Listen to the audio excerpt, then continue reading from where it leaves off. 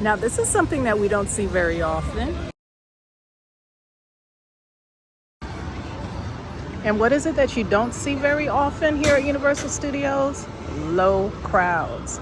I am walking on Hollywood Boulevard right now, and there's hardly anybody here. How crazy is that? But better than crazy, I think it's actually a good thing, because with the lower crowds, ride times are a lot lower than what they had been, especially during this past holiday season. I wanted to talk about a few recent changes and closures that are going on right here on Hollywood Boulevard, starting with the Brown Derby. Right now, the Brown Derby is serving as a temporary prop shop. Here you'll find props that were used in past shows or past events like Halloween Horror Nights or closed attractions or even past tribute stores. The original prop shop was Williams of Hollywood just down the boulevard from here, and it closed permanently June 26th. Another significant closure to discuss is the recent closure of the Universal Studios annual pass holder lounge. This was also located on Hollywood Boulevard and closed on December 31st of 2022.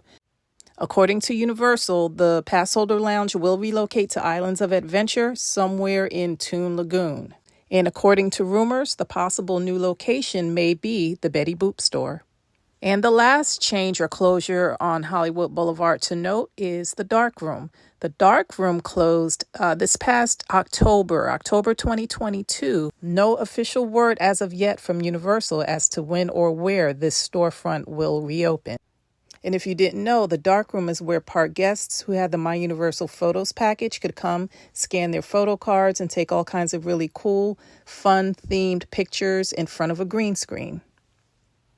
So think about it. We have 4 storefronts that have seen a closure or a repurposing just on Hollywood Boulevard alone. That's a lot of real estate when you think about it. So I'm wondering what could possibly be coming to those storefronts in the future. What does Universal have in mind to bring to Hollywood Boulevard? And this QR code brings us to our next topic of discussion. You will no longer find paper maps anywhere in or around Universal Studios or Islands of Adventure. It seems that all paper maps have been removed and replaced with these QR codes all around the park for guests to download on their phones, and you have the same access to all the showtimes, maps. In a nutshell, the QR code redirects you to the Universal Studios app where you have full access to everything you need to navigate the park successfully.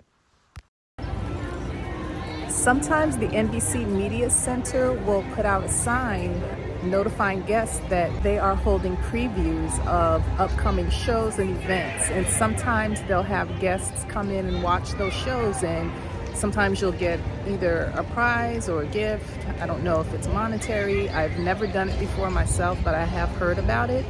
And as a matter of fact, it looks like they've put the sign out again. So I have the time. I think I'm going to go over there and see what they have to offer. And as you can see, just in front of me, we have the NBC Media Center, and we do have guests talking to team members about whatever it is that they have that needs to be previewed. But I'm going to go and check and see if they're wanting any more guests, because I'm kind of interested to see what's going on.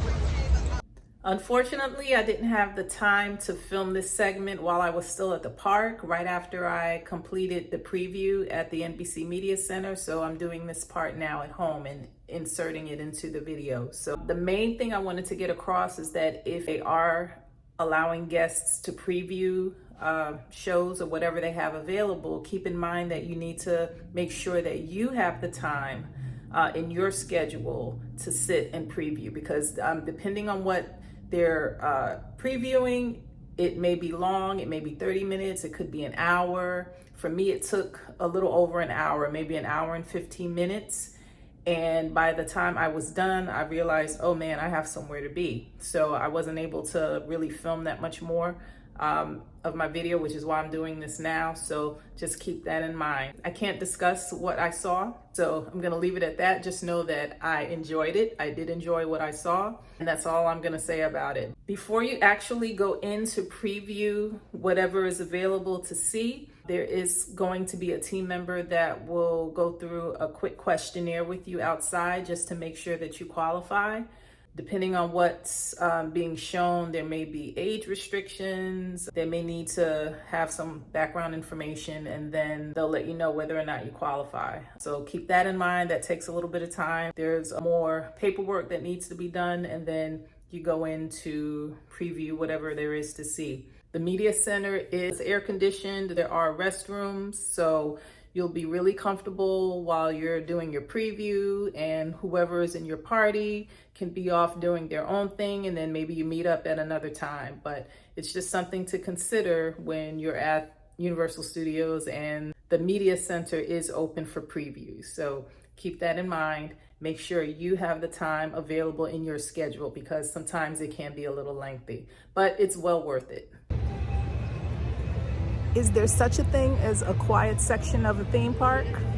Yes, there is, and I'm going to feature one of them today and share it with you. Today's featured quiet spot is in Central Park.